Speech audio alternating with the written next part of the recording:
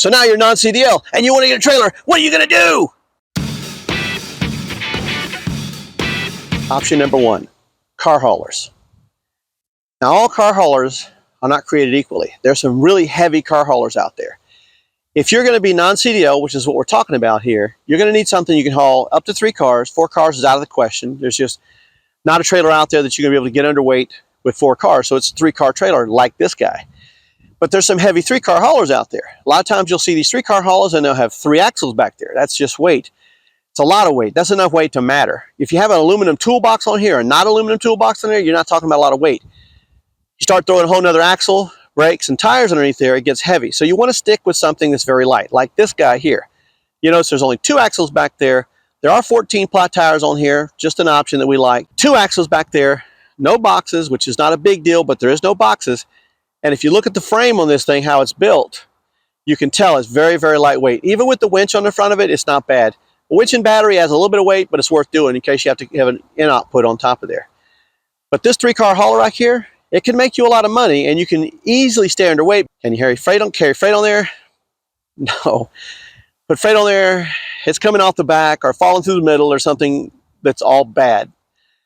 Let's go look at option 2. Option number 2, flatbed trailer. So as a non-CDL, and a lot of non-CDL drivers love flatbeds because they like hauling the freight that you can put on a flatbed. Somebody's going to load it for you, somebody's going to unload it for you, which makes it a lot easier than the first option we were talking about, which is the car hauler that we looked at to begin with. So what is the advantages and disadvantages to a flatbed? Well, it's fork on and it's fork off. So you don't have to load it and you don't have to unload it. Now, on most of these flatbeds, you'll notice they have the rail for your tie downs. There are non-CDL flatbeds out there. This is not one. This is actually a CDL flatbed because of the tandem axles.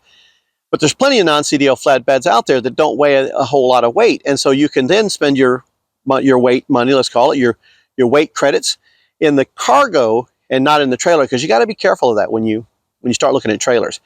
But these guys here, great at freight, terrible at vehicles, terrible for tractors or pretty much anything else except freight. And then there's option 3.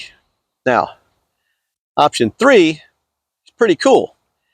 This guy here gets to do it all. It doesn't do great on freight, it doesn't do great at hauling vehicles, but it can do both. So that's consideration. This is a low deck flatbed trailer. Low deck is very, very important, and we're going to walk back there and take a look at this thing. So when we talk about a low deck, what makes it significant is when you have something on a low deck, the deck is so low that if you have like a van or one of those Amazon vans, the height doesn't bother this. Whereas when we talked about option 1, those Amazon vans, you can tow them on the back, you start putting them towards the front, you may have some clearance problems in some places. Not this guy. You can get 2 Amazon vans on here with no problem. If you have cars, you can put a couple of cars in there. Small cars, like those mini trucks, I've had 3 on this one before. But small cars, you can put a couple more on it with no problem. And here's the thing. There's a deck on it. So let's say you have 1 car and some freight. You can easily put it on here. But when I'm talking about it doesn't do both jobs, freight or cars, good. And that is because you're limited to how many vehicles you can put on here. If all you do is haul around a couple of vehicles, you're going to limit yourself. You can still make okay money if you can find those special loads of vehicles, like somebody has a couple of special antique trucks or something or whatever, and they want them specifically hauled on a flatbed, this will work. But with this guy here having this dovetail, that dovetail on the back of here is really, really low. And what that means is, now here's the equipment ramp, but when we have the car ramps out on here, those 8-foot car ramps, I mean, just about anything, Ferraris, Lamborghini, Corvette, anything really low, they can custom cars, they can all just easily go on there because it's so low in the back. You can also handle tractors really easily on this. That way we have the equipment ramps on it right now, we had a tractor on there. So option 3, this is sort of a hybrid between option 1, the car carrier, option 2, the flatbed, the deck over flatbed.